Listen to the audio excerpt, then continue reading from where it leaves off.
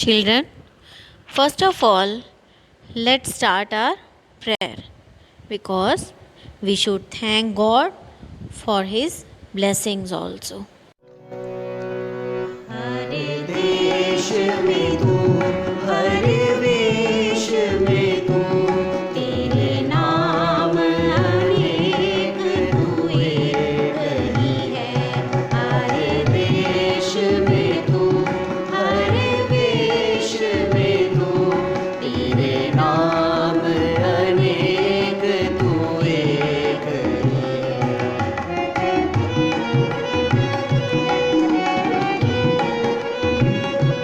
सागर से उठा बादल बन के, बादल से गिरा जल हो करके।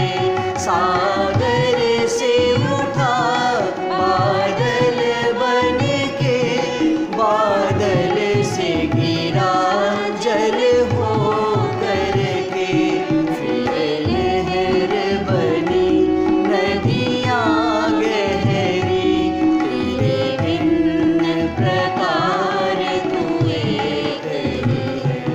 हर देश में तू, हर वेश में तू, तेरे नाम अनेक तू एक ही है।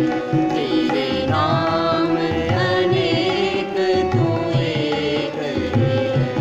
तेरे नाम अनेक तू एक ही है। Students, last time we started lesson number 9 of our reader book, The Happy Prince, Part 1, given on page number 53, जिसमें एक हैप्पी प्रिंस था जो गोल्ड का बना हुआ था और उसमें सफ़ायर्स और रूबी लगे हुए थे। एक बर्ड स्वेलो जिसने हैप्पी प्रिंस के स्टैचू की हेल्प की थी उसकी सिटी के लोगों के दुख दूर करने के लिए, है ना। चलिए आज हम उसकी एक्सरसाइजेस करते हैं।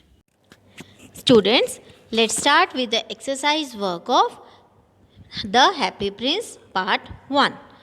First of all you will start with choose the correct option. Choose the correct option है आपकी बुक में, आप उससे स्टार्ट करेंगे। Number 1, who said the happy Prince looks like an angel. किसने कहा था कि हैप्पी प्रिंस एंजल जैसा दिखाई देता है? स्कूल चिल्ड्रन, डॉक्टर्स और आर्टिस्ट। आपने लेसन रीड किया है, मैंने एक्सप्लेन किया था, आपको समझ भी आया अच्छे से। किसने बोला था ये? यस, स्कूल चिल्ड्रन ने बोला था, है ना। Second, who had found a golden bedroom. Golden bedroom किसको मिला था? Happy Prince, the mayor, the swallow. आप बताएंगे और इसे टिक करेंगे। The heart of the happy Prince was made of. Happy prince का हार्ट किस चीज़ से बना हुआ था? लेड, वैक्स और stone. Which stone was studied on the sword of the Prince. Prince की तलवार में कौन सा स्टोन स्टडीड? स्टडीड मतलब लगा रखा था। रूबी, एमेरल्ड या diamond. How did the swallow make the poor boy feel cool. Swallow bird ने उस पुअर बॉय को, जो वो गरीब बीमार बच्चा था, उसको कूल कैसे फील करवाया? बाय गेटिंग आइस, उसको बर्फ दी थी, आइस दी थी। By asking the wind to blow, हवा को कहा था कि तुम ब्लो करो, तुम हवा, उसको हवा दे। या बाय फ्लैपिंग हिज विंग्स, अपने विंग्स को फ्लैप करके दिया था उसने उसको कूल इफेक्ट। ठीक है, ये आप करेंगे और मुझे भेजेंगे। सेकंड क्वेश्चन इज ट्रू और फॉल्स। आपको पता ही है ट्रू फॉल्स कैसे करने होते हैं। The statement which is true you will write T for that and the statement which is false you will write F for that. Now the statue was made of copper. Statue copper का बना हुआ था। Number 2, the swallow did not like boys. Swallow को boys पसंद नहीं थे। The statue of the happy prince stood right above the city. Happy prince का जो स्टैचू है वो सिटी में बहुत ऊपर लगाया गया था, राइट अबव, ऊपर लगाया गया था, बिल्कुल उसके ऊपर।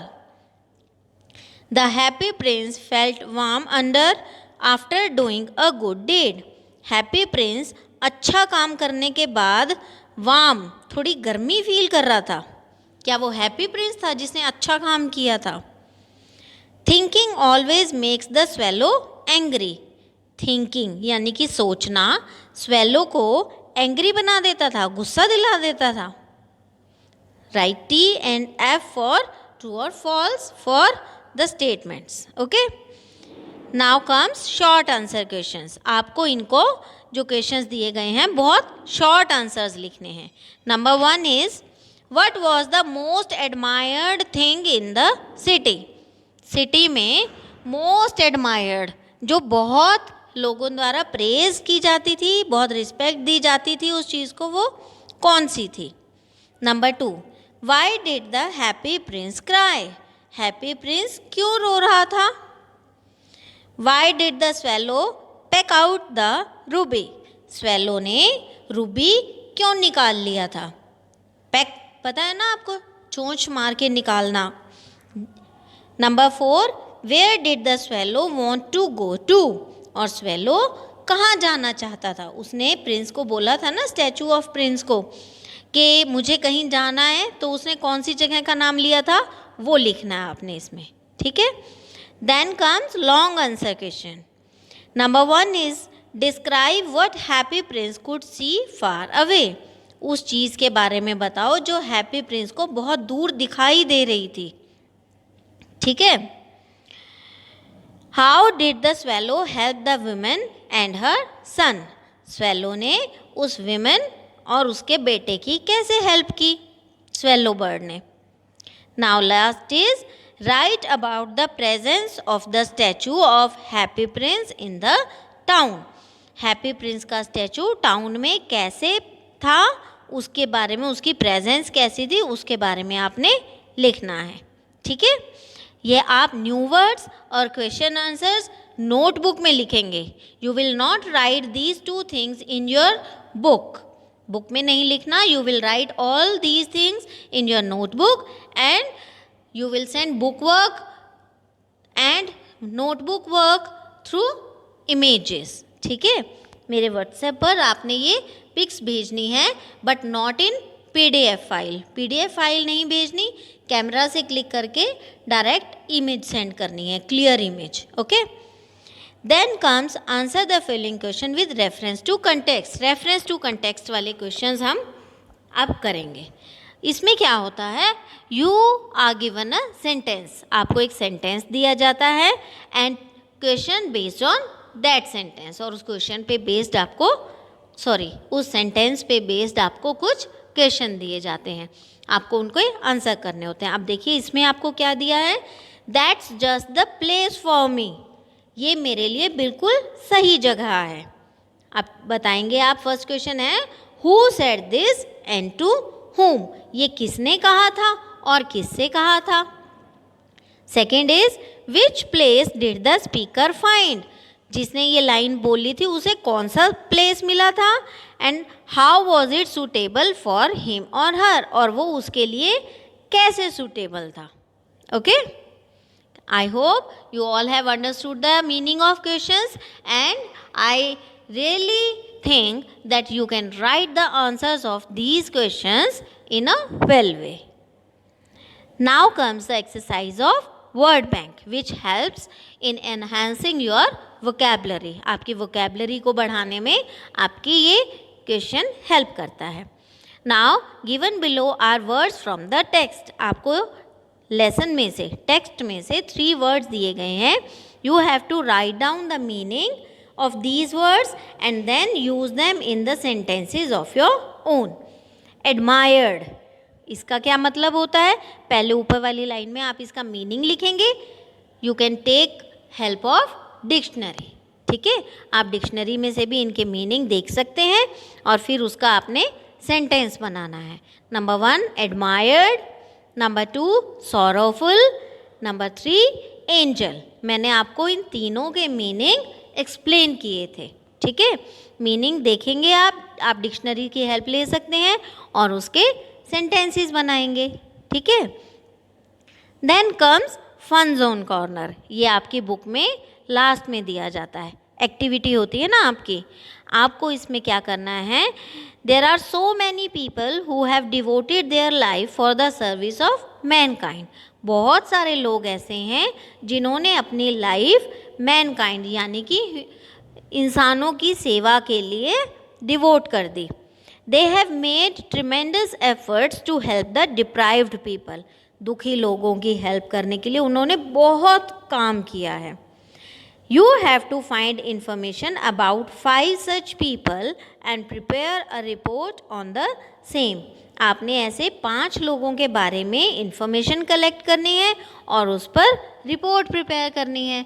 रिपोर्ट मीन्स एक नोट लिखेंगे आप एक रिपोर्ट बनाएंगे पैराग्राफ टाइप की, उन लोगों ने किसके लिए क्या किया, लोगों के लिए भलाई के लिए क्या किया। में कौन आ जाते हैं, Mother Teresa, Benazir Bhutto, B.R. Ambedkar, Mahatma Gandhi, ऐसे ही बहुत सारे लोग और हैं जिन्होंने इंसानों के लिए, लोगों के लिए बहुत काम किया है और अपनी पूरी ज़िंदगी उनके लिए डिवोट कर दी। ऐसे ही 5 लोगों के बारे में आपने इंफॉर्मेशन कलेक्ट करके एक रिपोर्ट बनानी है। I am giving you an example that how can you right a report. अगर आपको महात्मा गांधी जी पर लिखना है, उनके लिए रिपोर्ट बनानी है, तो you will write Mahatma Gandhi was the leader of the Indian independence movement against British rule. Mahatma Gandhi ने आज़ादी की लड़ाई में, जो अंग्रेज़ों के ख़िलाफ़ आज़ादी की लड़ाई थी, उसमें एक इम्पॉर्टेंट रोल प्ले किया था, वो उसके लीडर थे इंडियन इंडिपेंडेंस मूवमेंट के। He inspired civil rights and freedom movements across the world. पूरी जो हमारी वर्ल्ड है, उन्होंने सिविल राइट्स यानी कि जो हमारे अधिकार हैं उनके बारे में, और फ्रीडम मूवमेंट्स यानी कि आज़ादी के लिए जो उन्होंने आंदोलन चलाए थे, उनको लोगों को प्रेरित किया था और बढ़ चढ़कर लोगों ने उसमें पार्टिसिपेट किया, जिससे कि ब्रिटिशर्स हमारी कंट्री को छोड़कर चले गए। The title Mahatma was given to him in South Africa in 1914। उनका असली नाम क्या था, मोहनदास करमचंद गांधी। उनको महात्मा नाम कब दिया गया था, 1914 में साउथ अफ्रीका में। In India Mahatma Gandhi was fondly called Bapu and Gandhi ji, और इंडिया में महात्मा गांधी जी को प्यार से क्या कहा जाता है, बापू और Gandhi ji.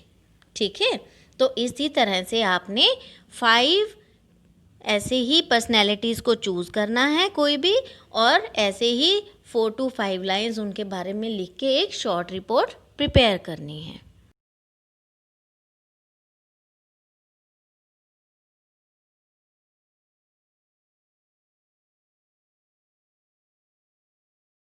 Take care of yourself. Goodbye.